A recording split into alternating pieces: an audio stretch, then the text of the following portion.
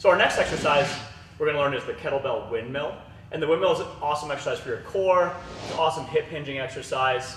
And we'll just talk about breaking it down so you can learn it in a easy way. So what you're going to do is you're going to start with your feet shoulder width. From here, you're going to take a baby step forward. So it doesn't really matter, like the only rule with where your toes point is that they're generally lined up with your hips. So you could have your back foot slightly off to the side, but what you can't do is point one foot one way and then the other foot the other way because you won't be able to hinge. So slight angle is fine.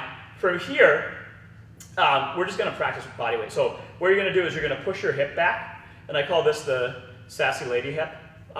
So you get your sassy lady hip. From here, the back hand goes up. We're going to practice looking at our hand because the kettlebell will ultimately be on top. You're going to take your other hand. It's going to be on the inside of your leg.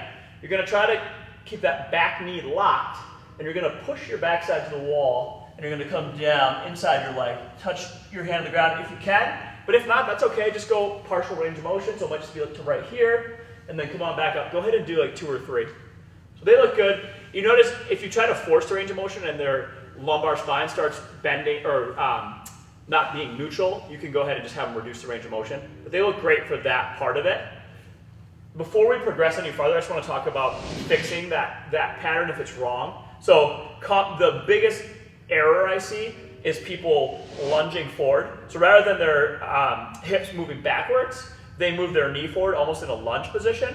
And I'll use Kim for this, but you can use a PVC pipe, and you can use that to kind of cue them and put them in the right position. So I'm going to drop the pipe right outside of Kim's leg, and she's going to try to push her hips back, excuse me, maintaining contact with the pipe.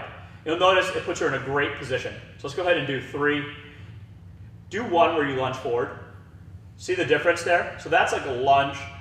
That's wrong. So now she's going to push her hips back. Perfect. And so I would start people with body weight, then I would move them to the PVC pipe, and then now we'll talk about adding a load with the kettlebell. So we'll go ahead and I'll grab the kettlebells.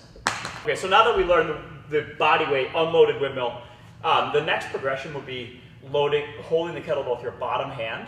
So what I'll have the ladies do is step forward, and you're going to drop your instep of your foot right next to your kettlebell. So it should be right there. That way when your hand glides down the inside of your leg, you can just grab it. You're going to push your hips back.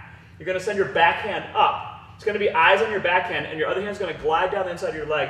You're going to push your hips back until you can grab the kettlebell. So go ahead, grab your kettlebell, and then you're just going to stand up. And we'll do like 3 or 4 of these.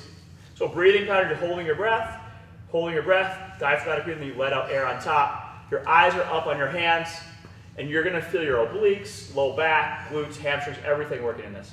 Just do 3 and then relax. Good.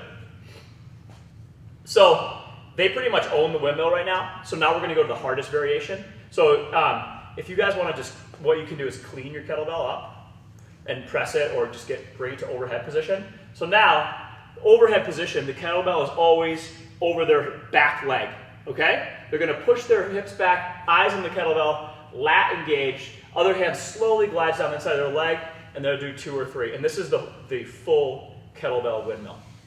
Just do 2 or 3. You're holding your breath, let it out on top. You'll notice you have options with your front leg. So Kim is not bendy. Her knee tends to be bent. Not everyone can do this, but some people can keep both legs straight. So Kim's going to show front leg straight too. And you notice her front leg and her back leg is straight. The most important straight one is the back leg though, because you're driving that hip back to the wall.